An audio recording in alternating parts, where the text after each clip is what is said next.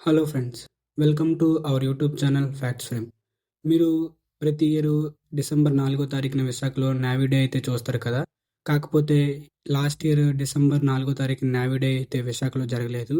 దానికి రీజన్స్ వచ్చేసి ఈ వీడియోలో మనం తెలుసుకోబోతున్నాం. Let's get in to the video. అసలు నావీ డే ఎందుకు చేస్తారో మీకు తెలుసా? 1971లో పాకిస్తాన్తో జరిగిన యుద్ధంలో విజయానికి గుర్తుగా ప్రతి ఏటా విశాఖలో తూర్పు నౌకాదళం నావీ డే నిర్వహిస్తుంది. భారత నౌకాదళం విశాఖలో పాకిస్తాన్ నౌకాదళంపై చేసిన దాడితో ఆ యుద్ధంలో ఇండియా అయితే విజయం సాధించింది. ఆ సందర్భంగా ప్రతి ఏడు తూర్పు నౌకాదళం అయితే డిసెంబర్ 4వ తారీఖున నావీ డే వైజాగ్లో అయితే జరుపుతుంది. కానీ 2024లో మాత్రం నావీ డే వేడుకలు విశాఖలో కాకుండా ఒడిశాలోని పూరిలో నిర్వహించారు. ఇలా జరగడం ఇదే తొలిసారి. అయితే సరిగ్గా నెల రోజుల తర్వాత ఇప్పుడు జనవరి 4వ తారీఖున నావీ డే అయితే మళ్ళీ విశాఖలో అయితే జరిగాయి.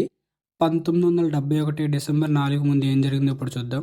1970లో పశ్చిమ పాకిస్తాన్ అంటే ప్రస్తుతం పాకిస్తాన్ నుంచి విమోచన కోరుతూ తూర్పు పాకిస్తాన్ ప్రస్తుత బంగ్లాదేశ్ చేస్తున్న పోరాటాలతో యుద్ధ వాతావరణం నెలకొంది. 1971 మార్చిలో అప్పటి భారత ప్రధాని ఇందిరాగాంధీ తూర్పు పాకిస్తాన్ పోరాటానికి అయితే మద్దతు తెలిపారు. అది ఇండియా పాకిస్తాన్ యుద్ధానికి అయితే దారితీసిందనమాట.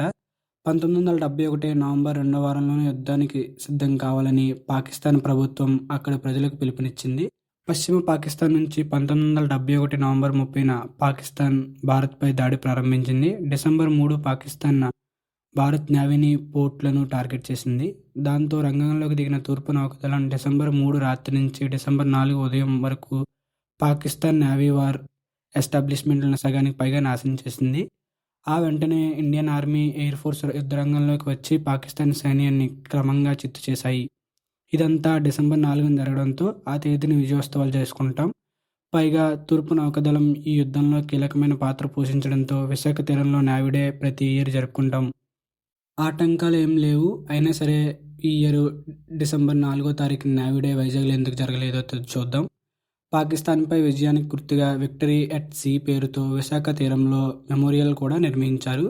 యుద్ధంలో మరణించిన నౌకాదళ ఉద్యోగులకు ఏటా డిసెంబర్ 4న ఈ మెమోరియల్ వద్ద తూర్పు నౌకాదళం నివాళులర్పించి నావీ డే ఉత్సవాలు అయితే నిర్వహిస్తుంది. 1971 నుంచి ఇప్పటి వరకు భారీ తుఫాన్లు, కోవిడ్ సమయాల్లో తప్ప ఏటా విశాఖలోని ఆర్కే బీచ్ వద్ద నావీ డే అయితే నిర్వహిస్తారు. ఈ కార్యక్రమానికి రాష్ట్రపతి లేదా గవర్నర్, రాష్ట్ర ముఖ్యమంత్రి వంటి వారితో నావీ ఉన్నతాధికారులు వస్తారు. దీంతో ఏటా డిసెంబర్ 4కి వారం రోజుల ముందు విశాఖ ఆర్కే బీచ్లో ఏర్పాట్లు, రిహార్సల్స్ అయితే ఆ ప్రాంతం అంతా సందడిగా ఉంటుందన్నమాట. కానీ ఈ ఏడాది తుఫాన్లు లేవు, అలాగని కరోనా వైరస్ లేదు.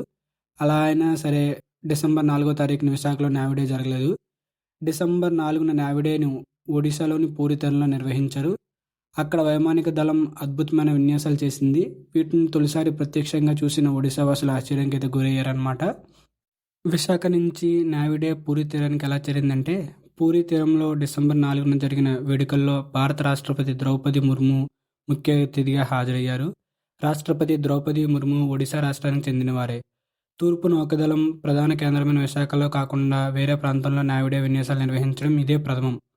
దీనికి గత ఏడాదే స్టార్ట్ చేశారనమాట. పశ్చిమ నౌకాదళానికి సంబంధించి ప్రతి ఇయర్ ముంబైలో జరిగే నావీ డే సెలబ్రేషన్స్ గత ఏడాది ముంబైలో కాకుండా మహారాష్ట్రలోని సింధుదుర్గ్లో విన్యాసాలు అయితే నిర్వహించారు. ఆ కార్యక్రమానికి మన దేశ ప్రధాని నరేంద్ర మోదీ గారు అయితే హాజరయ్యారనమాట. అదే తరహాలో ఈసారి తూర్పు నౌకాదళంలోని విన్యాసాలు వేదికగా మార్చాలని అక్కడ అధికారులు అయితే చెప్పారనమాట. డిసెంబర్ 4వ తారీఖున నావీ డే సెలబ్రేషన్స్ పూరిలో అయితే జరిగాయి కదా. మళ్ళీ ఎందుకని జనవరి 4వ తారీఖున నావీ డే సెలబ్రేషన్స్ వైజాగ్లో జరిగాయో ఇప్పుడు చూద్దాం.